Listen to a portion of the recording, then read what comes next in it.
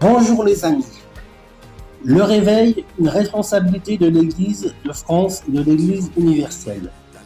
La pluie est un élément essentiel à l'équilibre écologique de notre planète.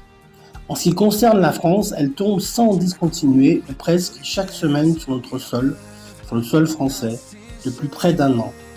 Alors permettez-moi de faire une analogie avec la pluie qui vient du Saint-Esprit et sur le réveil spirituel en cours dans notre beau pays de France.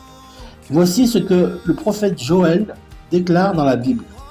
Et vous, enfants de Sion, soyez dans l'allégresse et réjouissez-vous en l'Éternel, votre Dieu, car il vous donnera la pluie en son temps.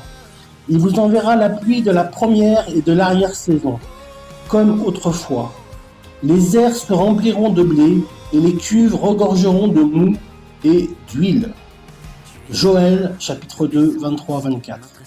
Là où le péché abonde, la grâce de Dieu surabonde.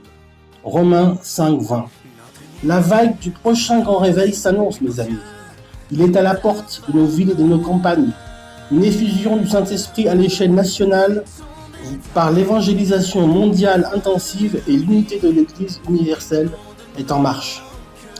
Toute l'Église de France réunie est sur le point de conclure un projet commun qui est en train d'atteindre la société entière pour ne pas passer à côté du but.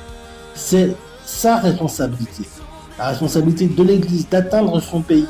Elle doit réfléchir sur l'état spirituel de sa nation, car les nations ont besoin de l'Église et du réveil, ainsi que ceux qui les dirigent. Amen.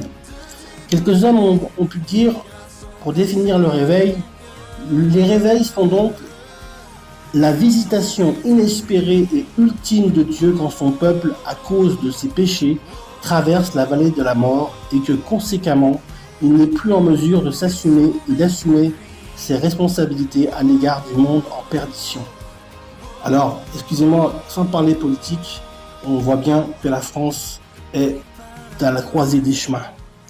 Le réveil, c'est l'œuvre de Dieu opérée par l'Esprit Saint, dans le cœur, dans l'âme, dans l'esprit. Il y a un monde qui périt et on peut sentir son degré de dépravation. Oui, la société est en train, adore plus le travail, l'argent, les mondanités et tout ce qui est occulte que Dieu. Elle néglige les enfants pour ne citer que ces exemples. Nous devons reconnaître notre incapacité devant Dieu si nous voulons voir des changements, des transformations s'opérer dans les cœurs, les âmes et les esprits de chaque personne. Nous avons besoin de la visite, de la présence, de l'action de notre prière pour intercéder auprès du Père comme des enfants. L'Église doit exprimer cette soif-là, cette soif qu'elle a au fond d'elle-même, si elle veut voir quelque chose de différent s'opérer. Il faut un peuple qui prie et qui est prêt à mourir dans la prière, un peuple en quête perpétuelle d'un réveil. Le Seigneur déclare dans 2 Chroniques 7,14 « Si mon peuple sur qui est invoqué mon nom s'humilie, prie et cherche ma face, et s'il se détourne de ses mauvaises voies, je l'exaucerai des cieux, je lui pardonnerai son péché et je guérirai son pays. » Seigneur, guéris le pays de France.